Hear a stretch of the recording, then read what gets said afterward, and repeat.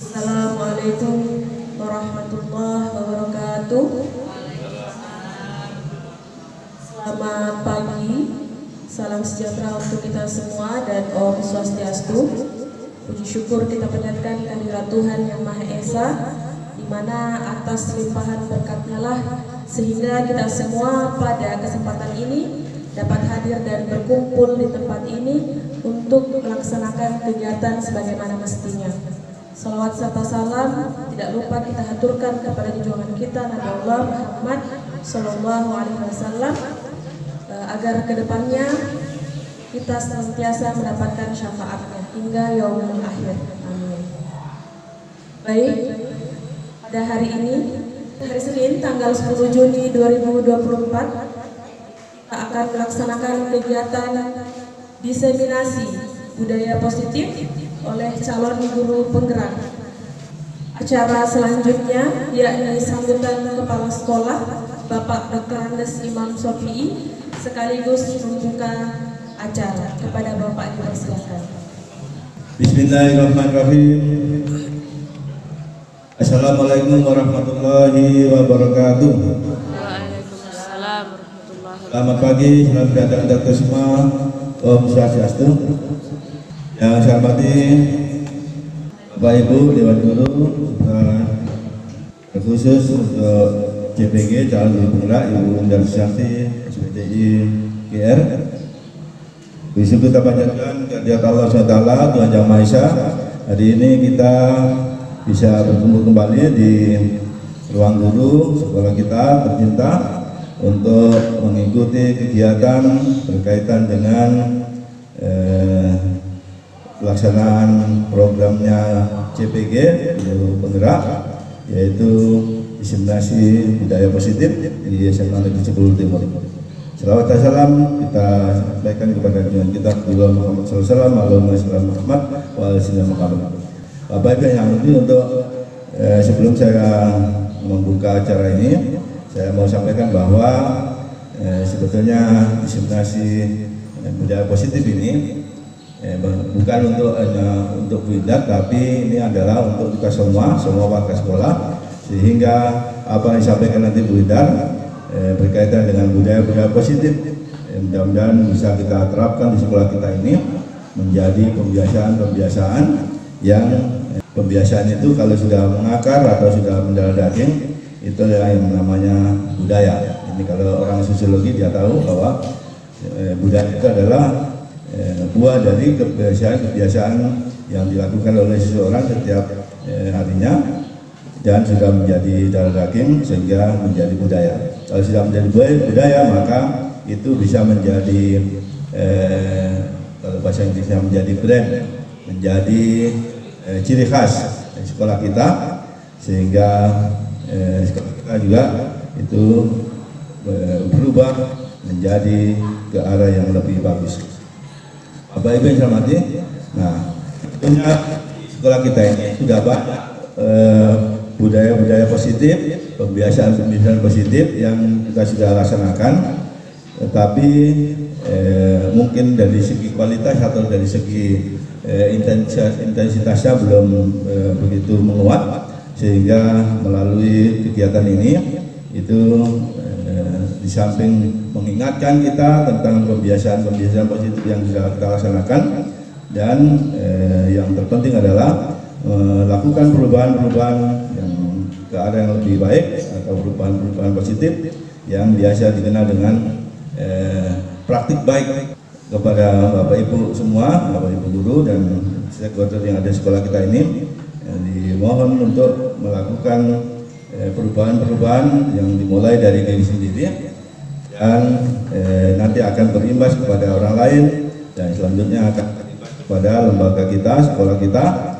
Itu pada Bapak Ibu semua, saya mohon untuk memperhatikan atau mencermati apa yang disampaikan nanti oleh Bu Indar berkaitan dengan budaya positif ini, kegiatan hari ini. Jadi dengan mengucap Bismillahirrahmanirrahim, kegiatan diseminasi budaya positif UPT SMA Negeri 10 Timur oleh calon guru penggerak angkatan 10 nyatakan dibuka dengan resmi. Sekian, wabillahi taufiq wal hidayah. Wassalamualaikum warahmatullahi wabarakatuh. Demikianlah pembukaan yang disampaikan oleh Bapak Kepala Sekolah UPT SMA Negeri 10 Luhut Timur. Secara selanjutnya, pembawaan materi diseminasi budaya positif UPT SMA Negeri 10 Luhut Timur oleh calon guru penggerak Ibu Indar Susati SPDI GR. Kepada Ibu dipersilakan. Bismillahirrahmanirrahim. Assalamualaikum warahmatullahi wabarakatuh. Selamat pagi, salam sejahtera untuk kita semua.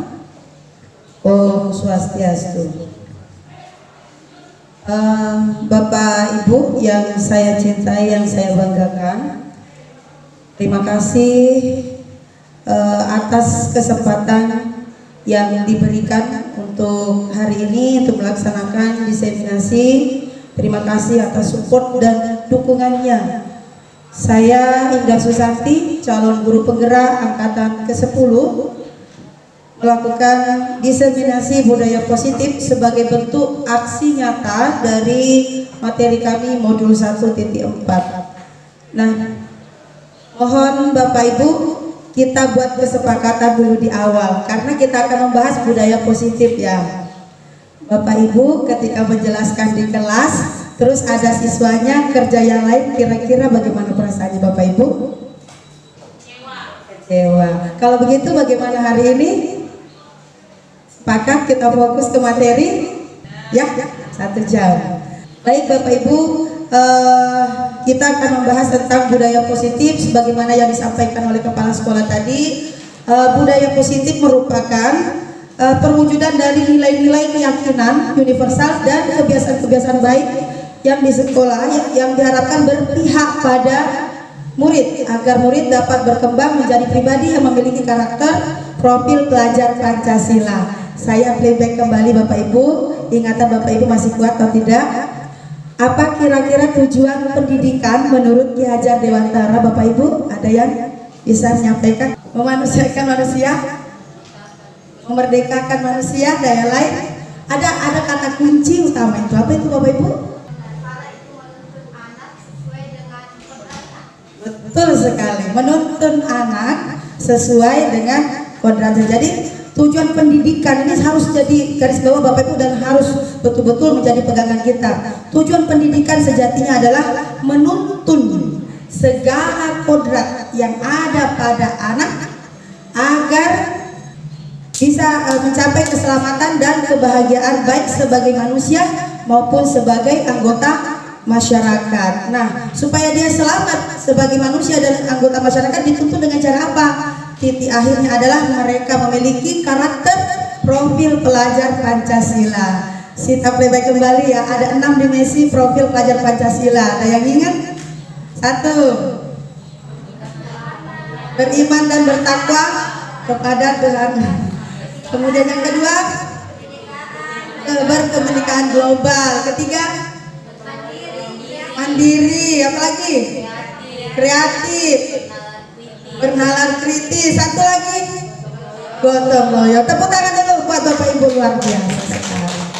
Ya, jadi Bapak Ibu, jadi titik poin kita sebagai pendidik itu yang pertama adalah menuntun anak sesuai kodratnya. Kodratnya mana? Kodrat alam, kodrat zaman. Yang mana itu kodrat alam Bapak Ibu? Basicnya anak, dasarnya anak. Kita tidak punya kemampuan untuk mengubah dasar anak. Yang kita bisa ubah adalah lakunya, perilakunya. Kalau kodrat zaman apa Bapak Ibu? Kita harus menuntun anak sesuai dengan caranya. Nah, sekarang zamannya apa Bapak Ibu? IT, digital. Jadi proses pembelajaran kita harus berbasis digital. Ya, jangan lagi tempo dulu. Masuk kelas suruh mencatat, masuk kelas kerja tugas kita keluar. Tidak lagi Bapak Ibu ya. Setelah belajar budaya positif ini, kita akan bisa mengupas lebih jauh lagi tentang bagaimana cara menerapkan pembelajaran berpihak pada murid, menuntun anak. Pembelajaran berpihak pada murid, target akhir adalah berkarakter profil pelajar Pancasila. 3 ini Bapak Ibu. Ya. Selanjutnya Bapak Ibu, di topik budaya positif ini ada 6, ya ada 6. Saya angkat 6 dulu karena ada beberapa yang saya gabung. Yang pertama, apa sih disiplin positif dan nilai kebajikan. Kemudian ada kebutuhan dasar manusia. Nanti Bapak Ibu akan mengoreksi kebutuhan dasar Bapak Ibu masing-masing sehingga Bapak Ibu mengenal diri Bapak Ibu sendiri. Sebelum Bapak Ibu uji coba ke anak didik, luar biasa sekali efeknya Bapak Ibu. Teori motivasi, hukuman dan penghargaan dan restitusi. Kemudian selanjutnya adalah 5 posisi kontrol guru. Nanti Bapak Ibu akan mengenal tipe-tipe guru seperti apakah diri kita ini selama ini. Selanjutnya adalah keyakinan kelas. Ini nanti jadi PR Bapak Ibu, guru BK, guru wali kelas. Ya, sebelum membentuk keyakinan sekolah, maka diawali dulu dengan keyakinan kelas. Jadi setelah semua kelas memiliki keyakinan, semua dilaksanakan, maka itu nanti keyakinan sekolah. Kemudian yang terakhir adalah segitiga restitusi. Jadi nanti Bapak Ibu tidak usah stres setelah wali kelas menghadapi siswa yang berulang-ulang kali menghadapi kasus demi kasus yang berulang. Kita akan terapkan metode segitiga restitusi. Karena kita tidak bisa praktek langsung, nanti saya tunjukkan via video. Jadi kita bisa praktekkan apapun yang pembahasan hari ini, kita akan aplikasikan di semester 2. Siap Bapak Ibu? Siap dong ya. Baik Bapak Ibu, yang pertama harus kita lakukan adalah untuk bisa masuk menerapkan budaya positif di sekolah kita adalah mengubah paradigma kita terlebih dahulu. Mengubah paradigma kita, alhamdulillah sudah pengantar sejak hari Jumat lalu, tambah Jumat yang kemarin sudah mulai terbuka wawasan kita Bapak Ibu. Ya, menurut Stephen Covey, bila kita ingin membuat kemajuan perlahan sedikit-sedikit, ubahlah sikap atau perilaku Anda. Jadi kalau mau mengubah sedikit, perilaku kita dulu ubah. Kemudian namun bila kita ingin memperbaiki cara-cara utama kita, maka kita perlu mengubah kerangka acuan kita. Apa target kita? Ubahlah bagaimana Anda melihat dunia, bagaimana Anda berpikir tentang manusia. Ubahlah paradigma Anda, skema pemahaman dan penjelasan aspek-aspek tertentu tentang realitas. Baik Bapak Ibu, untuk mengubah paradigma, perhatikan kapan kita di posisi stimulus respon. Titik akhir kita nanti di segitiga restitusi itu adalah kita di posisi teori kontrol Bapak Ibu. Arah kita pertemuan hari ini kita akan diarahkan di posisi teori kontrol. Coba perhatikan stimulus respon. Ini respon spontan kita. Pada realitas kita berpikir bahwa kebutuhan kita sama. Kita harus ubah paradigma kita bahwa kebutuhan kita berbeda. Ya. Kemudian semua orang melihat yang sama. Ya, kontrol perubahan kita apa? Setiap orang memiliki gambaran yang berbeda meskipun bendanya sama. Ya. Kemudian kita mencoba mengubah orang agar berpandangan sama dengan kita. Kontrol kita harusnya kita mengatakan kita berusaha memahami pandangan orang lain tentang dunia. Jadi kita bisa menghargai. Perilaku buruk dilihat sebagai suatu kesalahan. Jadi kalau ada anak-anak berbuat kesalahan, kita langsung jadi itu salah. Paradigma kita ubah, kita katakan apa?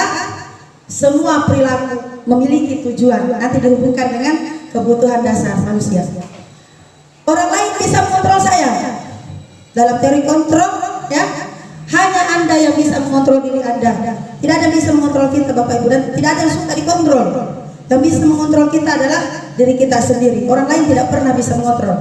Andai kan ada guru memerintah siswa kemudian siswa patuh, siswa itu yang mengizinkan dirinya dikontrol. Ya, tetapi apa motivasinya? Nah ini. Jadi tidak ada yang bisa mengontrol diri kita, tidak ada yang bisa mengontrol orang lain. Hanya diri individu itu sendiri yang mengontrol dirinya. Sehingga nanti setelah di akhir produk ini Bapak Ibu, bagaimana menanamkan kesadaran dan tanggung jawab pada diri anak sehingga dia mampu mengontrol dirinya ke arah yang positif. Ini targetnya Bapak Ibu. Pemaksaan adalah pada saat bujukan gagal. Kolaborasi dan konsensus menciptakan pilihan-pilihan baru. Ketika kita minta untuk melakukan A, B, dia tidak perlu coba diskusikan. Oh mungkin dia punya ide yang lebih bagus lagi. Dan ini nanti efek di restitusi Bapak Ibu. Bagaimana Anda menentukan konsekuensinya untuk menjalani hukuman bentuk sebagai bentuk tanggung jawab. Kemudian modal berpikir menang atau kalah. Kalau di teori kontrol berpikir menang. Orang yang bisa mengubah paradigma cenderung lebih cepat berkembang dibanding yang menggunakan stimulus. Miskonsepsi tentang disiplin. Kira-kira kalau saya belum kesini Bapak Ibu, kalau saya bilang disiplin, apa di benak Bapak Ibu? Taat, patuh. Jadi kita harus taat, kita harus patuh, padahal kita tidak suka dengan pola itu. Jadi ada muncul ketidaknyamanan, ya kan? Disiplin itu dianggap sebagai sesuatu yang ini dalam budaya kita mana kata disiplin di mana menjadi sesuatu yang dilakukan seseorang pada orang lain untuk mendapatkan kepatuhan. Sehingga apa? Dibuatkan kita tata tertib sedemikian rupa, diancamlah supaya dia patuh. Itu kan menghalalkan, kita ini menghalalkan segala cara untuk membuat siswa patuh. Itu, ya. Kita cenderung menghubungkan kata disiplin dengan kata tidak nyaman, ketidaknyamanan, ya kan?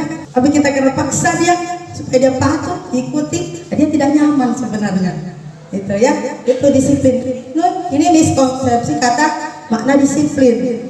Kemudian kebanyakan orang akan menghubungkan kata disiplin dengan tata tertib, teratur dan kepatuhan pada peraturan. Sering dihubungkan dengan hukuman, padahal itu sungguh berbeda karena belajar tentang disiplin positif tidak harus dengan memberi hukuman. Justru itu adalah salah satu alternatif terakhir dan bila perlu tidak dilakukan sama sekali. Jadi untuk mendisiplinkan kalau perlu tidak diberlakukan lagi hukuman. Setelah materi budaya positif ini kita akan hilangkan lagi kata hukuman. Jika sepakat kita ikuti sebentar ya. Baik, disiplin dengan disiplin positif. Apa perbedaannya kira-kira? Apa bedanya disiplin positif? Yang kita mengambilkan kejar target yang akan kita budayakan nanti ini adalah disiplin positif Bapak Ibu. Ada yang bisa bedakan? Apa bedanya disiplin dan disiplin positif? Kalau disiplin arahnya kan hanya penekanan ke rasa patuh itu, kepatuhan itu. Ya. Kalau positif, menurut saya ya berarti sesuatu hal yang akan dilakukan tapi untuk kebaikan, demi kebaikannya. Kalau si disiplinnya mungkin arahnya lebih kasar, Bunda. Oh begitu, baik. Terima kasih Ibu Reski. Cukup masih ada? Baik, silakan Ibu Mary. Kalau menurut saya disiplin positif itu disiplin yang karena kesadaran sendiri. Betul sekali. Itu, oke, betul. Disiplin itu patuh. Jadi itu bisa diterapkan dengan hukuman, patuh, disiplin orang kan. Begitu dia patuh, disiplin orang. Tapi beda dengan disiplin positif. Beda dari segi motivasinya. Kalau disiplin itu cenderung motivasi dari eksternal, dipaksakan, baru dia patuh. Tapi kalau ada disiplin positif, lahir dari dirinya sendiri, kesadarannya sendiri. Nah, bayangkan Bapak Ibu, kalau anak kita itu punya disiplin positif ini terbentuk ke mereka, tidak lagi capek, pote-pote Bapak Ibu kejar ke sana kemari untuk kerja bakti, ya kan? Nah, tetapi ini Bapak Ibu bisa terwujud dan terjadi kalau kita lakukan kolaborasi yang baik. Tidak seperti yang dibilangkan kepala sekolah tadi, tidak bisa langsung selesai jadi, tidak, bertahap. Dan itu hasilnya memang pelan tapi pasti kalau kita kerjasama dengan baik semua akan terwujud. Target kita nanti Bapak Ibu, anak-anak kita punya disiplin positif. Nah, sebelum ke anak-anak kita tentu kita yang memiliki disiplin positif tersebut Bapak Ibu. Disiplin berasal dari bahasa Latin disiplina yang artinya belajar. Berarti proses disiplin itu bukan kepatuhan, tapi proses belajar Bapak Ibu. Ya, memberi pelajaran kepada siswa. Mana asal kata ini berkonotasi dengan disiplin diri murid-murid. Disiplin diri.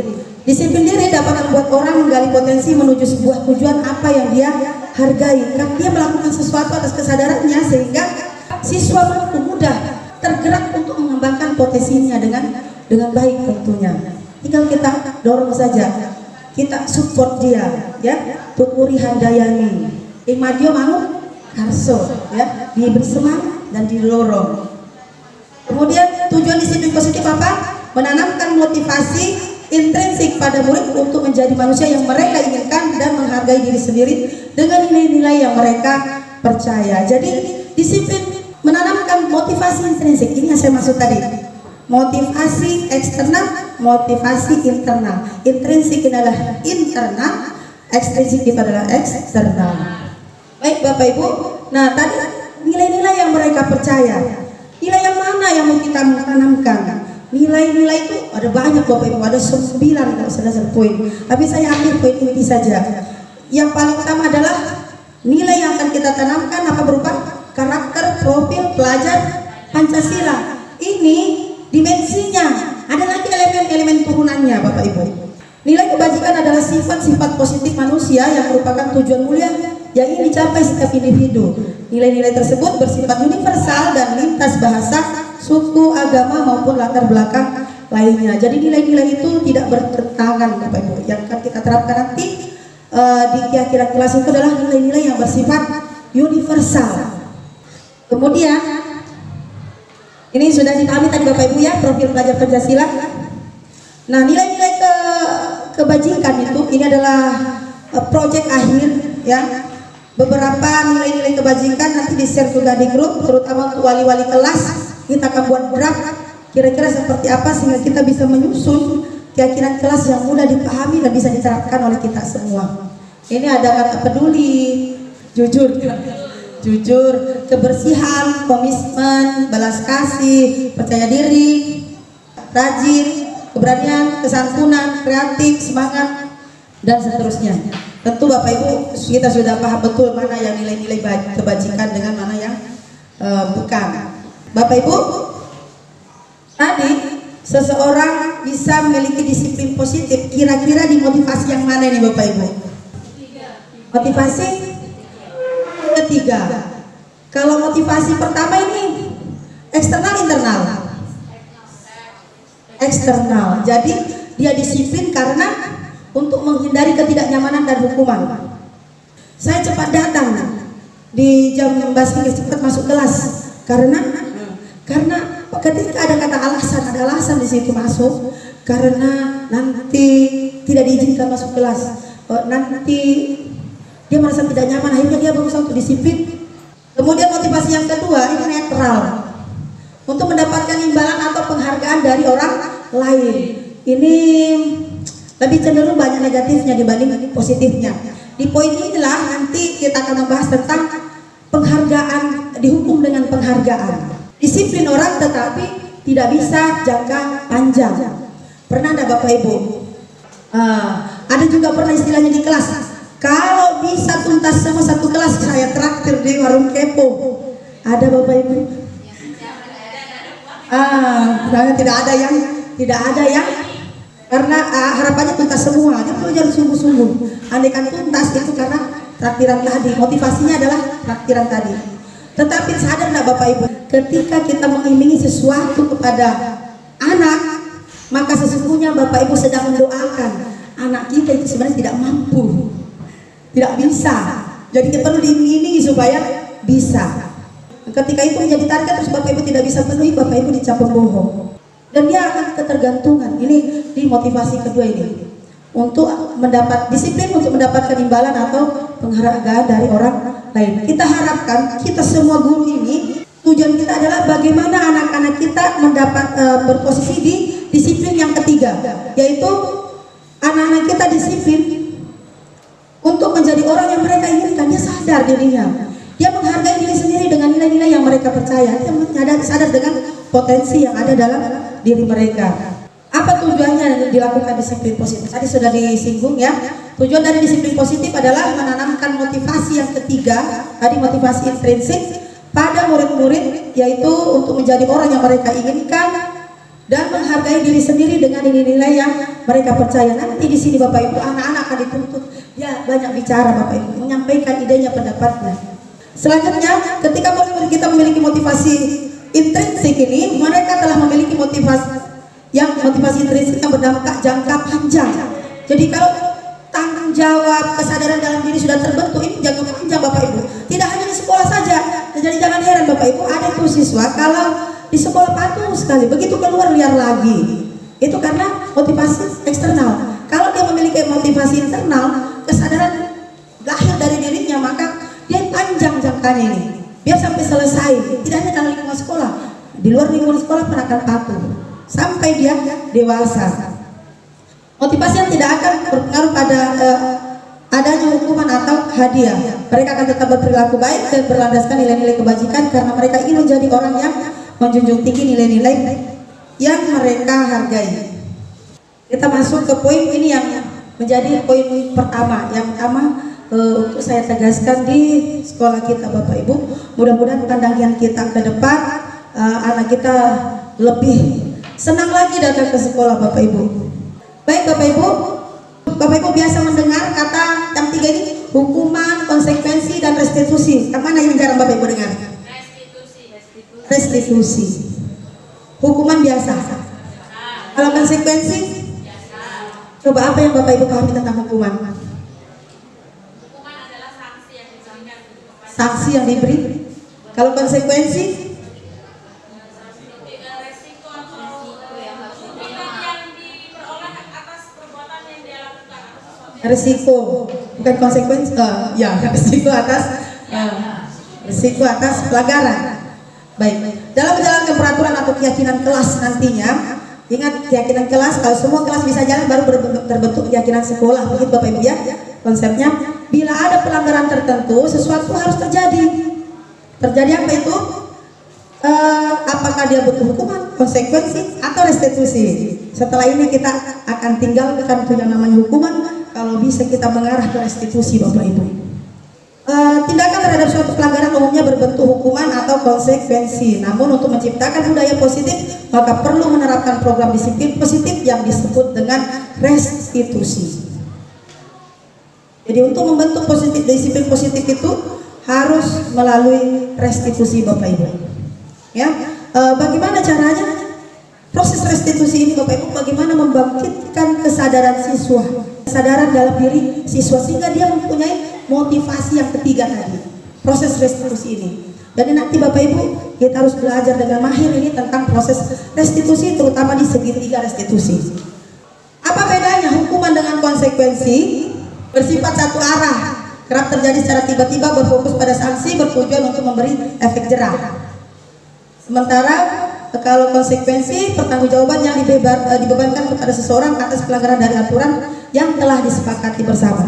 Sekarang ada nggak yang bisa menjelaskan paling mendasar apa bedanya di antara hukuman dengan konsekuensi Bapak Ibu? Silakan. Hukuman itu memberikan efek jerah. Kalau konsekuensi itu disepakati bersama, artinya antara yang memberikan sanksi dan yang diberikan sanksi itu menyepakati hal itu. Baik, terima kasih Bu Rizky. Ada yang lain? Ada yang lain? Baik.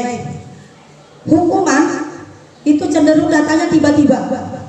Dan kadang hukuman itu tidak nyambung dengan pelanggaran. Tidak kerja PR keliling lapangan 5 kali. Ada Bapak Ibu? Nyambung nggak dengan tidak kerja PR-nya?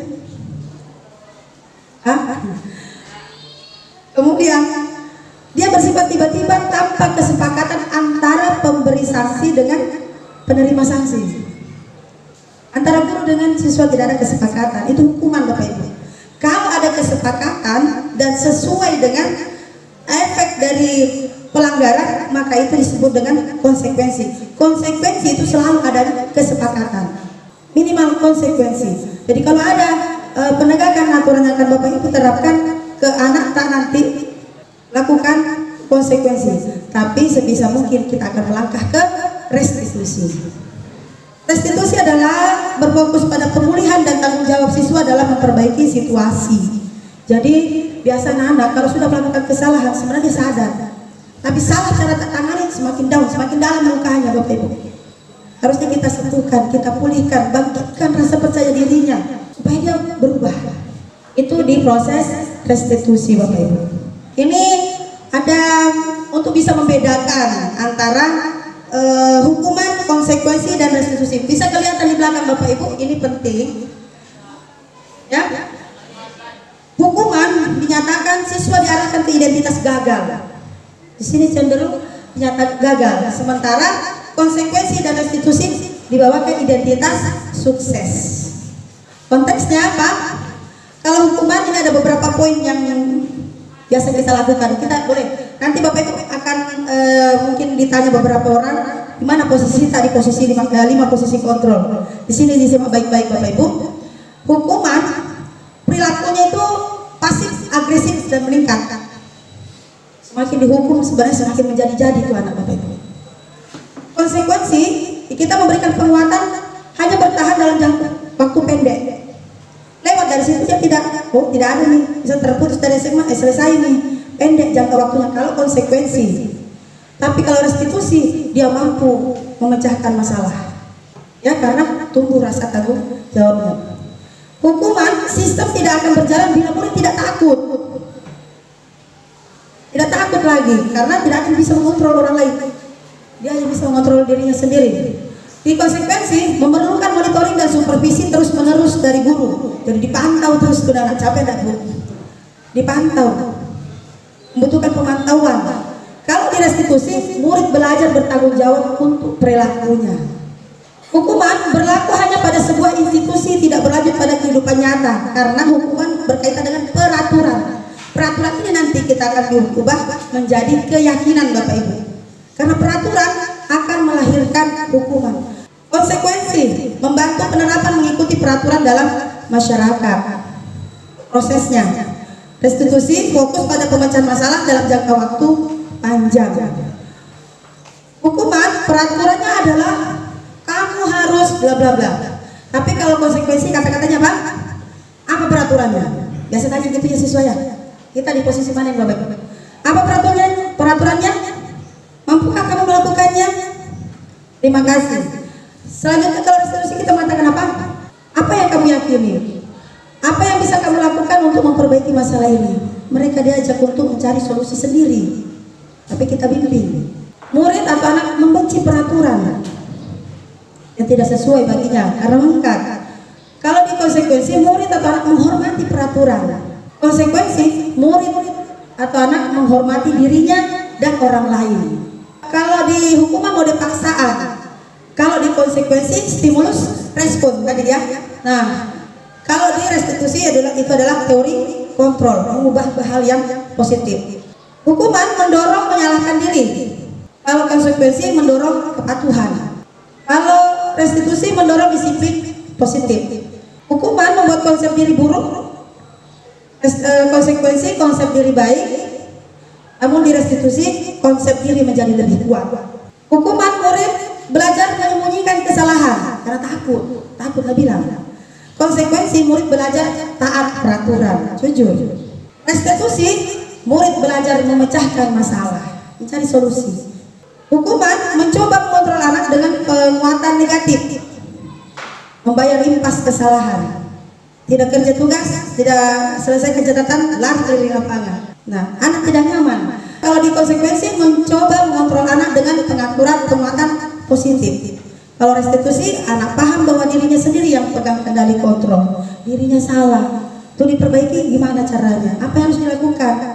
Ketika dia sudah sadar, dia akan berusaha untuk tidak mengulangi lagi. Mungkin pertama kali dia ulangi lagi 1 kali, lakukan lagi. Nah, bagaimana syarat penerapan segitiga restitusi? Apakah begitu terlambat langsung direstitusi? Banyaknya minta mau direstitusi, tidak mengajar lagi. Nah, sebentar dijelaskan apa akhir Bapak. Selanjutnya yang terakhir ini, hukuman dampaknya pada murid jadi marah, merasa bersalah, merasa rendah diri, mengasingkan diri. Ini Bapak Ibu kita bisa lihat di konsekuensi. Anak kehilangan hak waktu jeda seorang diri, time out, penahanan. Nanti ada beberapa gambaran situasi, Bapak Ibu bisa membedakan apakah itu hukuman, konsekuensi atau konsekuensi. Di restitusi murid tidak kehilangan waktu, namun bersemangat untuk memperbaiki diri. Hukuman sifatnya tiba-tiba, tidak diharapkan atau sangat melukai karena kita bermaksud memberi efek jerah. Sementara kalau konsekuensi sudah diketahui, sudah masuk akal, karena kita sudah sepakati. Kalau restitusi berupa undangan untuk mengadakan restitusi. Undangan dipanggil piana, kita masuk di ruangannya Bunda, kita bicara. Nah, nanti itu dilakukan restitusi di undangan anak masuk. Hukuman dibuat oleh guru yang tentukan. Sementara konsekuensi dibuat oleh guru dan murid karena ada kesepakatan. Ingat konsekuensi ada kesepakatan Bapak Ibu ya. Kalau restitusi dibuat oleh murid sendiri. Apa yang dia lakukan? Tetapi kekuatan kita nanti ada di keyakinan kelas. Ya, tantangan kita nanti adalah bagaimana memunculkan percaya diri kesadaran diri pada anak-anak. Hukuman sifatnya menyakitkan, guru menjalani konsekuensi dengan menyalahkan, mengkritik, menyindir, merendahkan tanpa kita sadari. Kalau di konsekuensi membantu guru menyatakan peraturan, melakukan peringatan dan menerapkan konsekuensi, diberi peringatan. Restitusi menguatkan. Guru menyebutkan keyakinan kelas, kita mengingatkan. Apa masih ingat tak keyakinan kelas? Jadi ini wali kelas nanti akan harus banyak berperan di keyakinan kelas itu. Membimbing kerangka acuan berpikir restitusi murid. Jadi nana di baik Bapak Ibu. Hukuman atau konsekuensi? Berjemur di lapangan basket pukul 12.00 siang karena mengobrol di kelas. Konsekuensi atau hukuman Bapak Ibu? Hukuman. Ada bisa beri alasan? Tidak ada kesepakatan, ngobrol. Ya? Baik. Hukuman ya? Membersihkan coretan yang dibuatnya di meja tulis. Konsekuensi atau hukuman? Konsekuensi. Karena perbuatannya itu tadi kan, jadi dia bertanggung jawab untuk konsekuensi. Baik Bapak Ibu, murid diminta bertelanjang kaki sepanjang hari karena tidak menggunakan sepatu warna hitam sesuai peraturan sekolah. Hukuman, angkat tangan yang hukuman dulu. Hukuman, angkat tangan, hukuman. Konsekuensi, sisanya konsekuensi. Yang tidak angkat tangan kenapa? Yang hukuman dulu.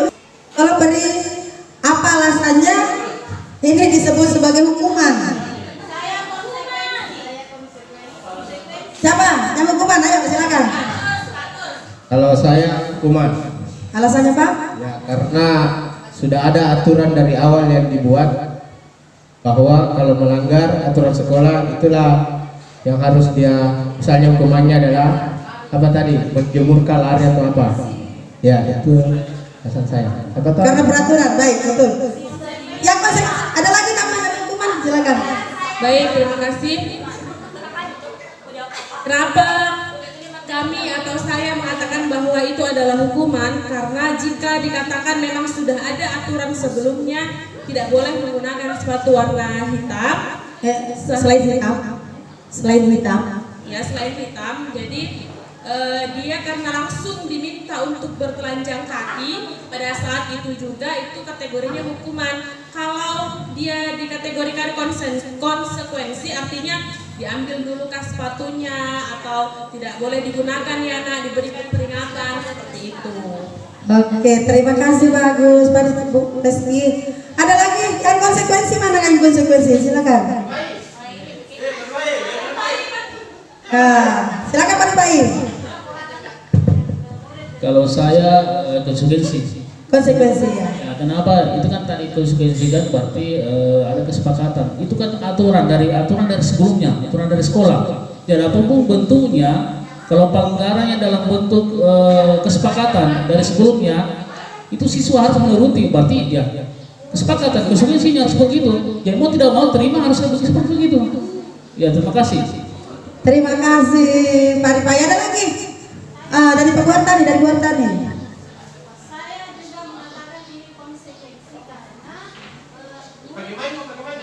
murid diminta, berarti memang sudah terjadi kesepakatan awal antara si pembuat aturan dengan siswa, berarti kembali lagi tadi bahwa konsekuensi itu adalah terjadi kesepakatan dulu antara si pembuat aturan dengan yang menerima aturan. Berarti kalau diminta berarti ada kesepakatan awal antara yang dikasih sanksi, dikasih konsekuensi dan tidak. Sementara tadi saya dengar di awal bahwa hukuman itu adalah secara tiba-tiba dan kadang tidak ada korelasi antara pelanggaran dengan aturan yang hukuman yang diberikan.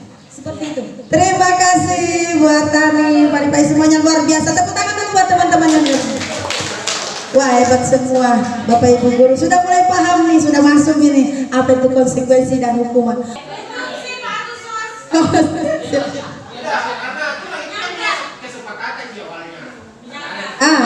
Siswa pun paham bahwa kalau kita melanggar itu berarti hukumannya ini.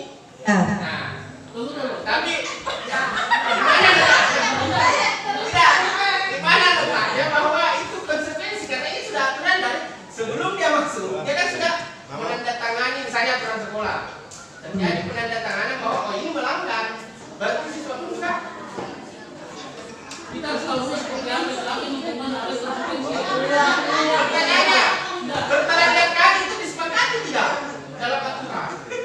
Baik, baik.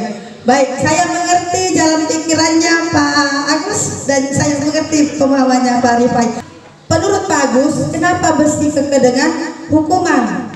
Karena bentuk konsekuensinya tidak disepakati. Betul ada di aturan bahwa tidak boleh menggunakan sepatu hitam. Konsekuensinya apa? Itu harusnya disepakati. Kalau tidak pakai, harus disepakati bersama. Kalau tidak pakai kaos sepatu hitam, maka harus bertelanjang. Sepatu harus dilepas, tidak boleh digunakan. Maka itu adalah konsekuensi. Sepakati. Tapi kalau dia tidak ada kesepakatan bentuk konsekuensi, maka itu berlari ke hukuman.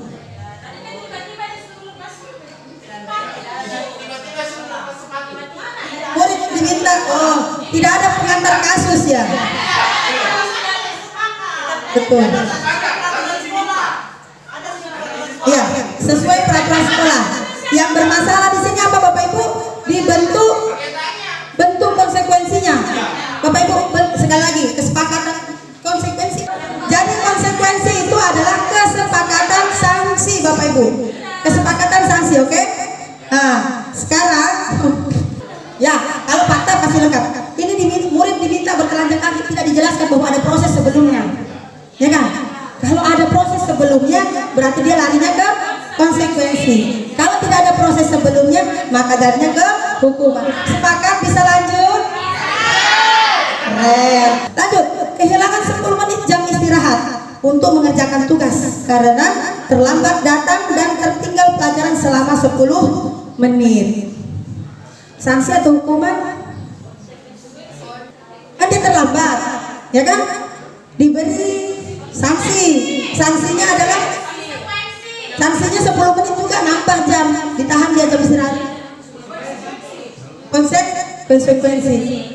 Apalagi kalau sudah dilakukan kesepakatan sebelumnya. Jadi Bapak Ibu sudah sampaikan kalau, nah ini kembali lagi ke keyakinan kelas. Ya, kembali lagi di keyakinan kelas. Bapak Ibu buat kesepakatan terlambat hadir tepat waktu. Jadi nanti Bapak Ibu kalau membuat keyakinan kelas melibatkan siswa Bapak Ibu, restitusi itu tidak menghilangkan sanksi, bukan sanksi, tanggung jawab akibat. Di balik restitusi ada konsekuensi Bapak Ibu. Bedanya adalah dia disepakati. Jadi setiap keyakinan-keyakinan yang dibuat di kelas itu ada konsekuensinya, tapi konsekuensinya itu Bapak Ibu dibicarakan di kelas, ya, antara murid dengan guru tahu. Jadi bahasa keyakinan kelas itu Bapak Ibu, murid datang tepat waktu di kelas, tidak begitu bunyinya Bapak Ibu. Guru dan murid datang tepat waktu. Konsekuensinya jelas, disepakati bersama. Itu keyakinan Bapak Ibu. Jadi tidak bisa sepihak. Dihukum oleh penghargaan. Ini saya katakan Bapak Ibu, saat kita berulang kali menjanjikan hadiah kepada anak-anak agar berperilaku bertanggung jawab, atau kepada seorang murid agar mempelajari sesuatu yang baru, atau kepada seorang karyawan agar melakukan pekerjaan yang berkualitas, kita sedang berasumsi bahwa mereka tidak dapat melakukannya atau mereka tidak akan memilih untuk melakukannya. Alfie Kohn, ya, ini menurut teorinya Alfie Kohn. Jadi coba Bapak Ibu, sebenarnya Ibu Komang datang ke sekolah sebelum jam 7. Nanti kalau Bu Komang selalu disiplin datang sebelum jam 7, kepala sekolah sediakan hadiah. Jadi Bu Komang itu datang terus sebelum jam 7, tidak boleh tidak. Motivasi ekstrinsik Bapak Ibu. Ya, terus tiba-tiba Bapak berhenti nih, lain di kepala sekolahnya, lain kebijakannya. Khawatirnya Bu Komang sudah tidak lagi minta Pak waktu, lain di kepala sekolahnya. Nah, ini yang dimaksud dengan kenapa penghargaan itu tidak bersifat jangka panjang. Apakah penghargaan itu tidak boleh karena dia berupa hukuman? Boleh, tapi dalam konteks tertentu Bapak Ibu. Bisa Bapak Ibu, anak siswa tampil ke depan kelas, dia bisa entah benar entah salah jawabannya, kita beri tepuk tangan, sama seperti tadi Bapak Ibu memberikan jawaban, ya, diberi penghargaan berupa apa? Ujian Bapak Ibu. Terima kasih, luar biasa kamu hari ini pada jawabannya salah semua. Itu bisa menanamkan motivasi juga dalam dirinya. Tapi jangan sampai juga keseringan Bapak Ibu. Penghargaan itu lebih banyak negatifnya. Jadi jangan berlaku tanpa sadar kita jadi orang tua Bapak Ibu sering dilakukan. Baik Bapak Ibu, baik penghargaan maupun hukuman adalah cara-cara mengontrol perilaku seseorang yang menghancurkan potensi untuk pembelajaran yang sesungguhnya. Sebenarnya anak-anak itu punya potensi. Tanpa kita iming-imingi sesuatu, dia akan mengembangkan potensinya itu secara sadar. Beda kalau kita iming-imingi sesuatu, itu sama halnya kita mengatakan bahwa anak tidak mampu, dia mengiming-imingi bahwa mampu. Kita mendoakan itu Bapak Ibu. Mindset kita ini harus diluruskan. Baik Bapak Ibu, kita akan masuk ke kebutuhan dasar manusia. Nanti ada angka yang Bapak Ibu gunakan. Ini Bapak Ibu akan mengukur kebutuhan dasar Bapak Ibu, sehingga kenapa Bapak Ibu punya sifat pemarah kayak saya, ya. Kenapa saya selalu kalau ketemu anakku itu begini Kak? Nanti kita lihat Bapak Ibu sebenarnya kekurangan apa? Apakah kekurangan kasih sayang? Merasa saya hanya penuh dengan kasih sayang ini, tapi ternyata setelah diukur angkat ini hanya tapi saya coba lakukan restitusi sendiri Bapak Ibu, dan efeknya luar biasa.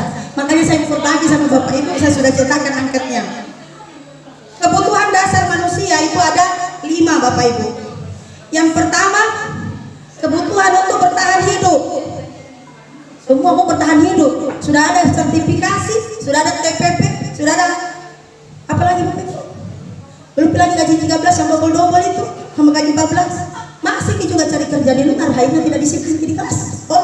Padahal pemerintah itu sudah memenuhi kebutuhan dasar, kebutuhan hidup itu sudah dipenuhi. Tapi masih dicari yang lain. Nah ini dia mungkin kebutuhan di situ belum, tapi kita periksa.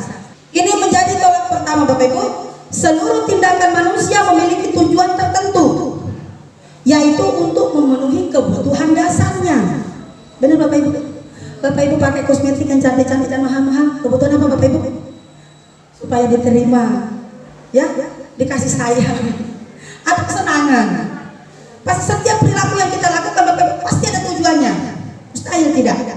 Kemudian perilaku menyimpang individu itu merupakan respon dari kebutuhan yang tidak terpenuhi. Jadi nanti Bapak Ibu, saya dari sini baru belajar. Oh ternyata anak-anak biasa berulang-ulang kali ada muncul masalah ini, begini terus permasalahan. Maka kita cari kebutuhan dasar yang tidak terpenuhi pada diri anak ini apa, sehingga seandainya dia penyakit Bapak Ibu, kita harus diagnosis dengan tepat supaya obat yang kita berikan penawarnya tepat. Kalau salah diagnosis, salah obat, nanti dia gampang tertekan, sakit hati, merasa direndahkan, begitu dia anak-anak. Inilah pentingnya materi kebutuhan dasar manusia ini Bapak Ibu. Jadi kalau ada tingkah aneh-aneh di antara kita Bapak Ibu, anak tak, siswa tak, kebutuhan dasar apa yang tidak terpenuhi, cari. Bagaimana caranya temukan? Ajak komunikasi, lakukan restitusi Bapak Ibu. Contoh Bapak Ibu, ini ya. Kita lihat contohnya Bapak Ibu, halo. Kasus kebutuhan bertahan hidup. Contoh. Doni seorang siswa kelas 2 mengambil bekal temannya. Ketika ditanya oleh Pak gurunya, alasan berbuat begitu adalah ini karena dia lapar dan orang tuanya tidak membawakannya bekal makan siang. Maka kebutuhan dasar yang sedang berusaha dipenuhi oleh Doni adalah kebutuhan untuk bertahan hidup, lapar. Dia untuk mengambil bekal temannya. Jelas ya? Sekarang kita lihat kebutuhan untuk diterima atau kasih sayang dan rasa diterima. Nah, dalam kasus yang sama, apabila Doni menjawab bahwa alasannya adalah mengambil bekal temannya itu karena dia merasa senang temannya jadi memperhatikan dia, cari perhatian. Ya, ketika temannya melaporkan tindakan itu pada gurunya dan gurunya memberitahu orang tuanya, sehingga orang tuanya jadi memperhatikan dia. Tuh. Maka kebutuhan dasar yang sedang dipenuhi Doni adalah kebutuhan akan kasih sayang dan rasa diterima. Ternyata anak-anak biasa membuat perilaku-perilaku aneh karena kurang perhatian. Dan itu yang ditangani selama ini di kasus di kesiswaan Bapak Ibu, cenderung adalah anak yang kasus perceraian, numpang sama nenek Bapak Ibu, tinggal sama orang tua. Ketika saya tanya, orang tuanya adalah sibuk bekerja. Itu Bapak Ibu yang cenderung berulang kesalahannya, aneh-aneh kesalahannya, tidak masuk akal. sehingga dipanggil orang tuanya. Setuju seperti itu? Kasih sayang merasa diterima. Kita lihat dari bagaimana kita bisa tahu dari jawabannya Bapak Ibu. Kemudian penguasaan dari kasus yang sama. Apabila jawaban Doni dia mengatakan dia merasa hebat karena temannya jadi takut dengan dia dan menuruti keinginannya, maka sebetulnya Doni sedang berusaha memenuhi kebutuhan dasarnya akan kekuasaan. Dia mau diakui, ya, mau dianggap mampu lebih, ya. Kasus ketiga, kasus yang sama, lihat responnya. Kebebasan. Bila jawaban Doni dalam kasus di atas adalah bahwa dia merasa bosan dengan bekal makanannya yang dibawakan oleh ibunya dari rumah karena ibunya selalu membawakan bekal yang sama. Oleh karena itu dia ingin mencoba makanan teman-temannya yang beraneka ragam.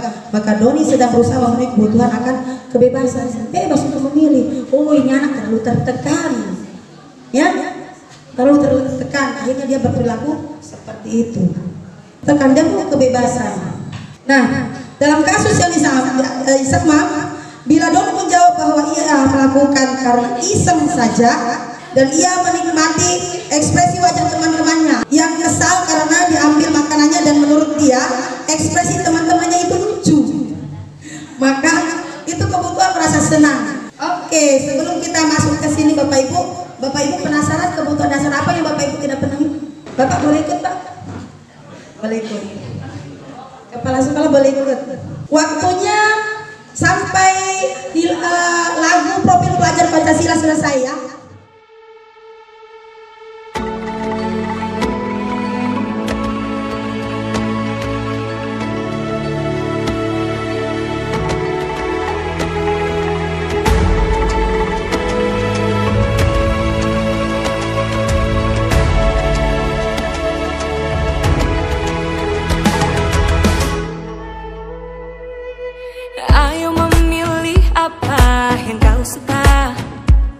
Merdeka belajar wujud yang nyata, raih mimpimu juga cita-cita, generasi emas Indonesia. Profil pelajar Pancasila tanamkan di dalam dada. Profil pelajar Pancasila cerdas berkarakter itu kita.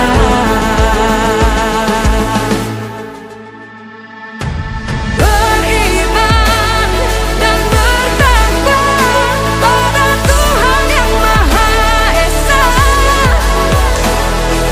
berakhlak mulia, berkebinekaan global kita.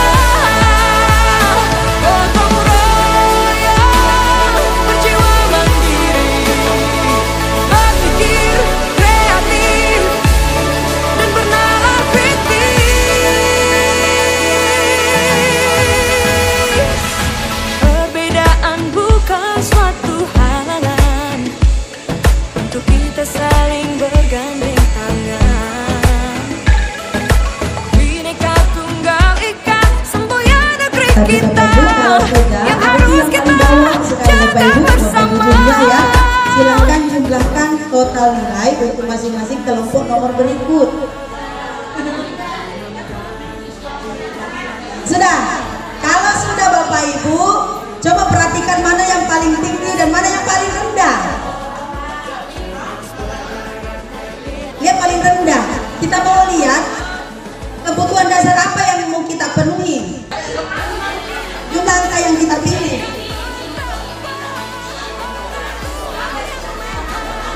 Rahasia nggak boleh ikut. Nah, kalau sudah, coba Bapak Ibu amati di antara 4 kelompok nomor tersebut mana yang paling rendah. Udah perhatikan? Baik, sekarang Bapak tulis di masing-masing kelompok itu ya. Nomor 1 sampai 10 tulis itu kasih sayang.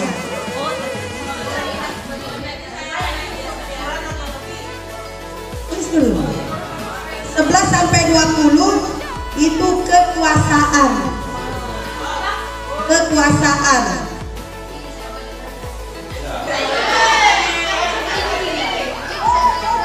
21 sampai 30 kebebasan.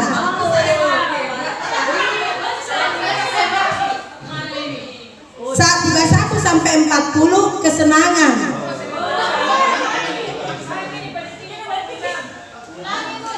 Saya ulang ya Bapak Ibu. 1 sampai 10 kasih sayang. 11 sampai 20 kekuasaan. 21 sampai 30 kebebasan. 31 sampai 40 kesenangan. Yang paling rendah itu kebutuhan dasar Bapak Ibu, Bapak Ibu penuhi supaya Bapak Ibu stabil.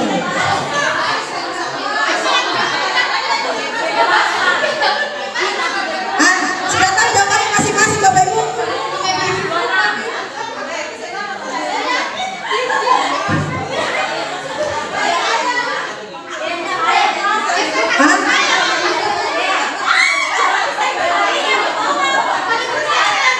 Oke, sudah Bapak Ibu, halo. Kenapa Bapak Ibu ketawa semua? Ternyata baru sadar ya.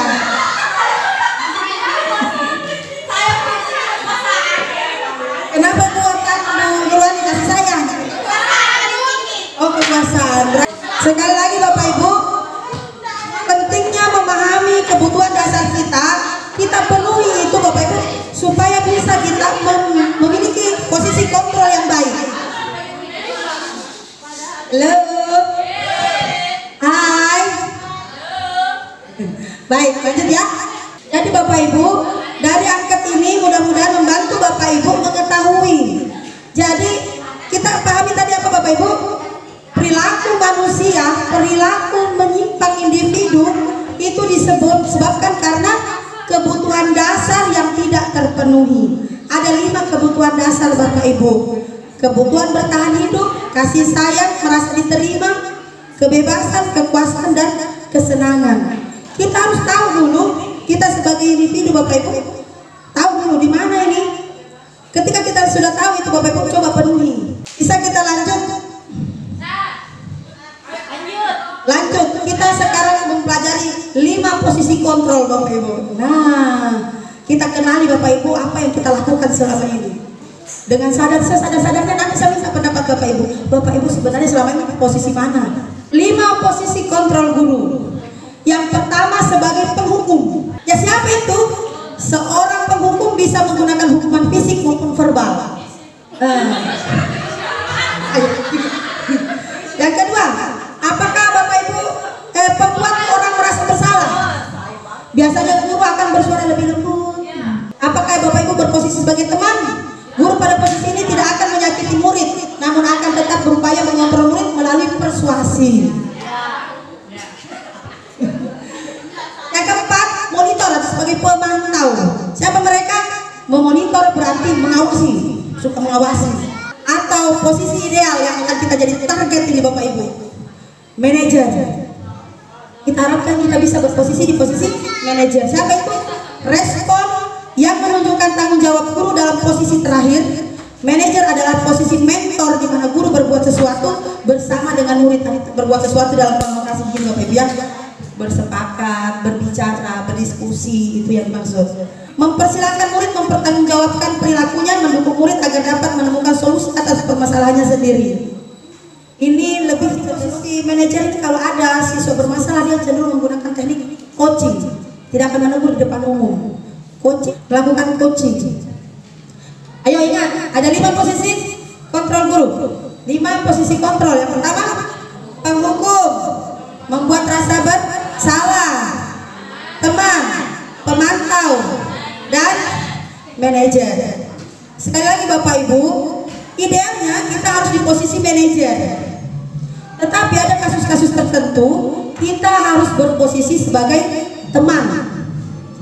Terkadang sekali-kali jadi pemantau yang tidak boleh ada di posisi 1 dan 2 dari itu ya.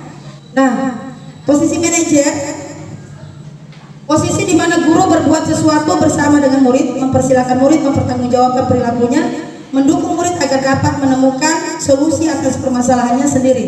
Di manajer, murid diajak untuk menganalisis kebutuhan dirinya, maupun kebutuhan orang lain. Di sini penekanan bukan pada kemampuan membuat konsekuensi, namun dapat berkolaborasi dengan murid bagaimana memperbaiki kesalahan yang ada. Apa yang dikatakan? Menguatkan ini. Apa yang kita yakini? Apa yang Anda yakini? Atau kita mengingatkan apa keyakinan kelas kita tentang, misalnya dia melanggar tentang keyakinan kelas kita, ada menyatakan bahwa berkata jujur. Kebetulan anaknya lagi nyontek saat ujian, kita panggil dia, kita coaching dengan merestitusi, ya. Apakah kamu yang meyakininya? Jika kamu meyakininya, apakah kamu bersedia memperbaikinya? Jika kamu memperbaiki ini, hal ini menunjukkan apa tentang dirimu? Apa rencana kamu untuk memperbaiki hal ini? Jadi anak-anak itu diberi kesempatan untuk menyampaikan apa yang dia lakukan, menemukan solusi yang dia bertanggung jawab. Ini pelan, tapi efeknya panjang di posisi manajer ini. Jadi kita untuk menerapkan budaya positif, disiplin positif di sekolah kita, maka kita berusaha di posisi manajer. Sekarang setelah kita memahami 5 posisi kontrol tadi, ya, saya ingin meminta beberapa pendapat dari teman-teman di posisi apakah Anda terkait 5 posisi kontrol. Silakan Bapak Ibu. Silakan Ibu Artani. Selama ini saya dalam pelaksanaan pembelajaran, saya kadang memposisikan diri sebagai penghubung. Ya, saya harus jujur ini. Kenapa? Karena ada siswa yang memang butuh ditindaki secara tegas. Itu dalam konsep saya, bahwa memang tidak semua siswa yang kita hadapi itu sama. Ada siswa yang kadang kalau dilembuti nurut, dan ada siswa yang agak tegas-tegas sedikit baru bisa melakukan apa yang kita perintahkan. Jadi ketika dia tidak menjalankan perintah atau aturan, maka posisi saya kadang saya hukum misalnya seperti itu. Jadi kalau contoh kasus, kalau misalnya masuk tepat waktu 15 menit saya di dalam baru dia datang, alpakan misalnya seperti itu. Kemudian saya kadang juga berada di posisi pemantau, ya, seperti kata-kata di bawah tadi penjelasannya, dan juga ada di posisi sebagai manajer. Tapi untuk di posisi sebagai teman, saya tidak pernah melakukan itu karena waktu saya ikuti modulnya di PMM bahwa menjadi teman bagi seorang murid, memang murid itu akan dekat sama kita, tetapi dia tidak akan memperlakukan sama dengan guru yang lain. Kita aja saja yang suka begitu. Sementara sama guru yang lain dia tidak melakukan hal yang sama. Nah, ketika siswa memiliki kekecewaan sama kita, berarti dia mengalami jangka panjang dampak ke psikisnya si anak tersebut. Jadi seperti itu. Assalamualaikum warahmatullahi wabarakatuh. Terima kasih Bu Artani. Boleh saya bertanya? Terkait tadi kasus yang disampaikan, kita sudah memahami tadi tentang kebutuhan dasar manusia. Nah, setiap perilaku menyimpang yang dilakukan oleh anak kita itu karena ada kebutuhan dasar yang tidak terpenuhi. Apakah setelah Ibu menerima materi hari ini, bagaimana rencana Ibu ke depan? Saya memperlakukan aturan seperti itu, Bu, karena memang di awal pembelajaran semester awal itu saya tidak langsung mengajar, Bu. Jadi saya harus membuat kesepakatan kelas dulu dengan siswa. Namun yang saya lakukan selama ini hanya secara lisan, Bu. Jadi insya Allah kedepannya saya akan buat secara tertulis. Salah satu kesepakatan kelas yang saya buat adalah itu tadi, terlambat 15 menit saya di dalam, maka saya nyatakan alfa khusus di pelajaran saya, tidak berlaku bagi pelajaran yang lain. Kemudian yang kedua, terlambat kumpul tugas. Siswa yang kumpul tugas tepat waktu itu tidak boleh sama nilainya dengan siswa yang terlambat kumpul tugas. Itu kesepakatan kelas yang saya buat di awal pembelajaran. Jadi ketika siswa melanggar ke depannya, maka saya hanya mengingatkan saja bahwa terlambat 10 menit, 15 menit apa ya di pelajaran saya, kamu terlambat kumpul tugas, nanya tetap saya terima, tapi nilainya tidak sama dengan yang tepat waktu. Seperti itu. Baik, satu pertanyaan tadi materi tentang hukuman dan konsekuensi. Betul yang sudah dilakukan dengan menggunakan kesepakatan kelas. Nah, penentuan sanksi itu kalau dilakukan oleh ibu sendiri sebagai guru, ibu yang tentukan, berarti dia ke arah hukuman, ya kan? Wacana sekolah kita ke depan, kita akan menerapkan budaya positif agar terbentuk disiplin positif pada anak-anak kita. Bagaimana pandangan ibu? Apakah tetap pada posisi hukuman atau konsekuensi atau bahkan restitusi, Bu? Kalau disuruh memilih, saya akan sepakat kita akan melakukan restitusi. Bagaimana siswa itu muncul dalam dirinya sendiri tentang berbuat kebaikan tanpa pengaruh dari luar atau pengaruh eksternal. Namun kita selama ini sebenarnya kita sudah melakukan namanya konsekuensi. Misal ada anak-anak bawa HP, Bu, terus ditangkap HP-nya, ditanya begini, kamu jangan bawa lagi besok ya.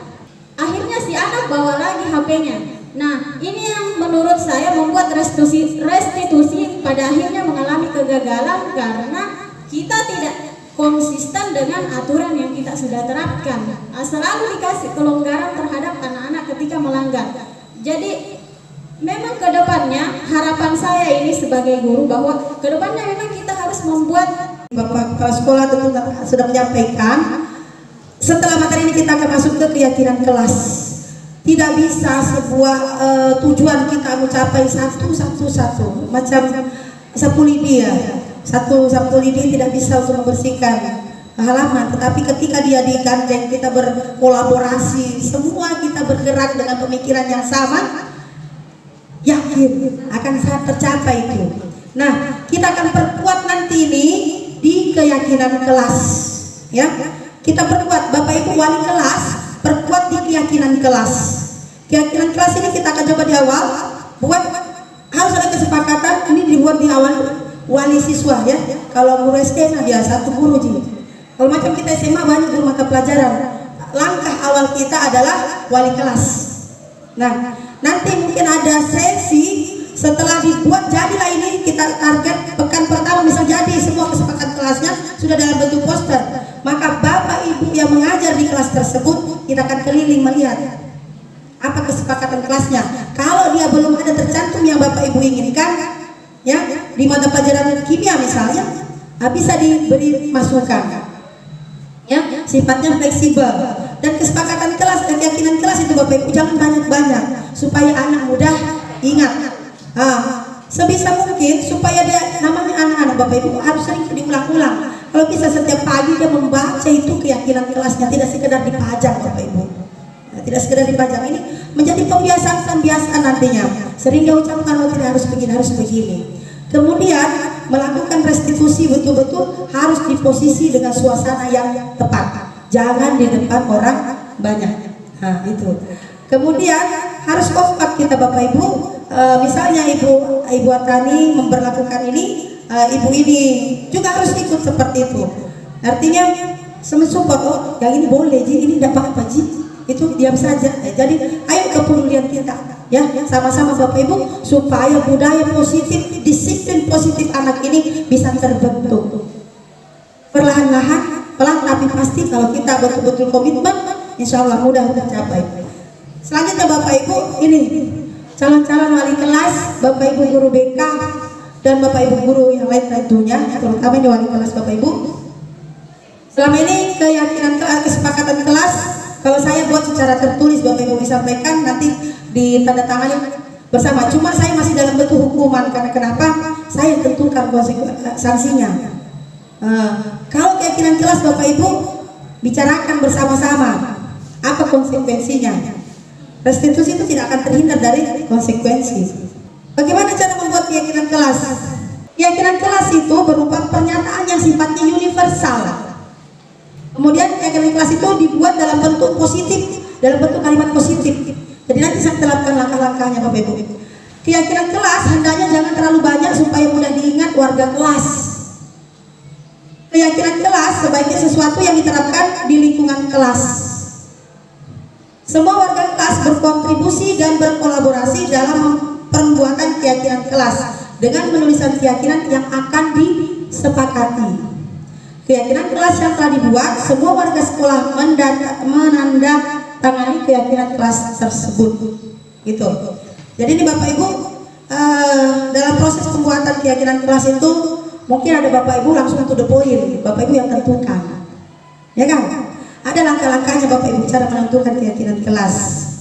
Ini Bapak Ibu wali kelas. Langkah pertama itu berdiskusi dulu, memunculkan peraturan yang perlu ditaati warga kelas.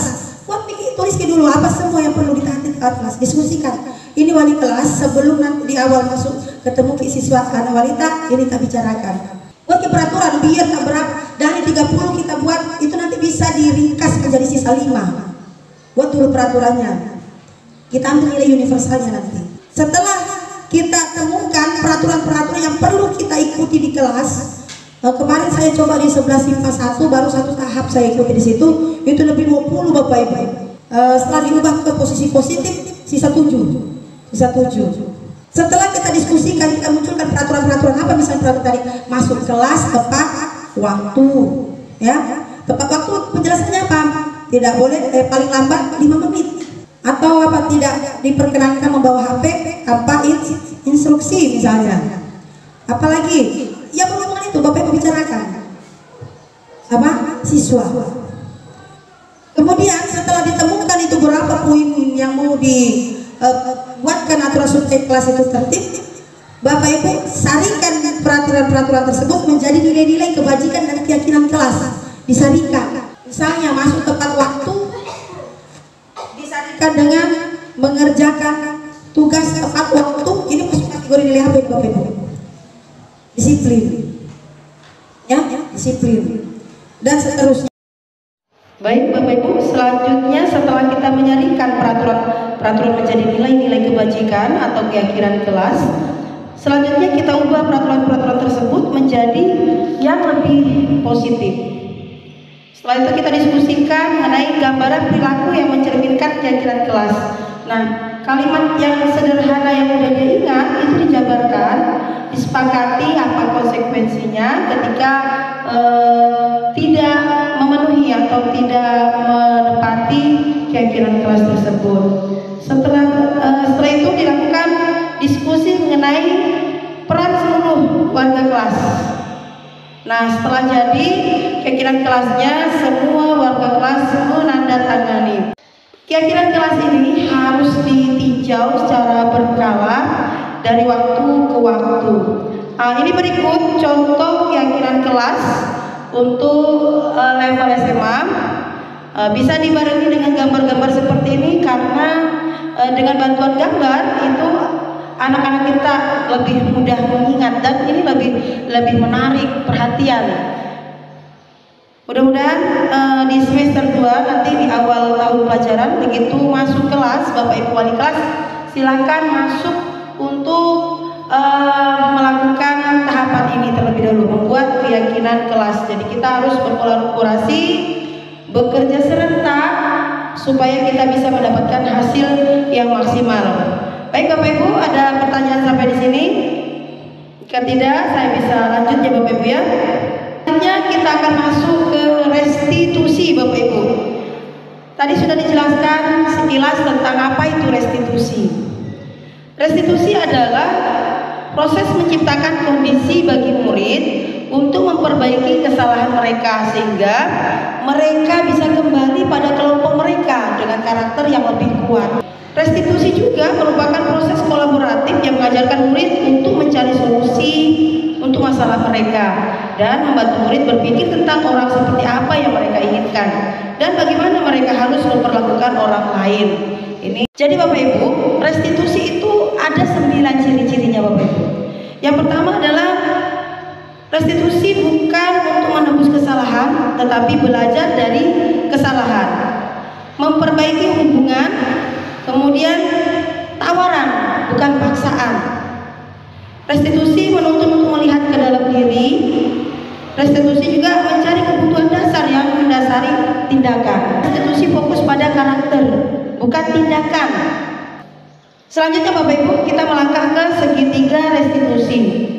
Pada segitiga restitusi ada 3 langkah segitiga restitusi. Yang pertama adalah menstabilkan identitas, validasi tindakan yang salah, dan yang terakhir adalah menanyakan keyakinan. Nah, pada proses menstabilkan identitas itu bagaimana kita membuat anak yang merasa gagal karena telah membuat kesalahan menjadi positif terhadap dirinya. Kita bisa menyampaikan beberapa kalimat. Berbuat salah itu wajar. Tidak ada manusia yang sempurna. Itu salah satu contoh Bapak Ibu. Ini hanya untuk menormalkan kembali emosinya. Setelah kita stabilkan, kita bisa lakukan validasi tindakan yang salah. Di sini tujuannya apa? Untuk apa? Jadi kita membantu siswa mengenali kebutuhan dasar yang ingin dipenuhi ketika mereka melakukan kesalahan tersebut. Jadi kita bisa katakan bahwa padahal kamu bisa melakukannya lebih buruk dari ini ya. Nah, atau kita bisa katakan kamu pasti punya alasan mengapa melakukan hal itu, dan seterusnya Bapak Ibu. Pada proses menanyakan keyakinan, sebenarnya kita membantu anak untuk mendapatkan gambaran yang jelas tentang orang seperti apa yang mereka inginkan. Kita bisa katakan apa yang kita percaya sebagai keyakinan kelas, sebagai kelas atau keluarga. Apa nilai-nilai umum yang kita telah sepakati? Apa bayangan kita tentang kelas yang ideal? Kamu mau jadi orang seperti apa? Nah, itu salah satu atau beberapa pertanyaan yang bisa kita gunakan untuk menanyakan keyakinan pada anak. Nah, sehingga anak itu mampu menemukan solusi. Biarkan anak untuk bertanggung jawab, menemukan solusi atas permasalahannya. Jadi dia ada kesadaran yang muncul dalam dirinya. Nah, demikianlah Bapak Ibu, terima kasih atas segala perhatiannya. Demikianlah kegiatan diseminasi budaya positif. Ada beberapa kata yang ingin saya titipkan. Ubahlah pikiranmu dan kamu bisa mengubah dunia. Jika ingin mengubah sikap, maka mulailah dengan mengubah perilaku kita.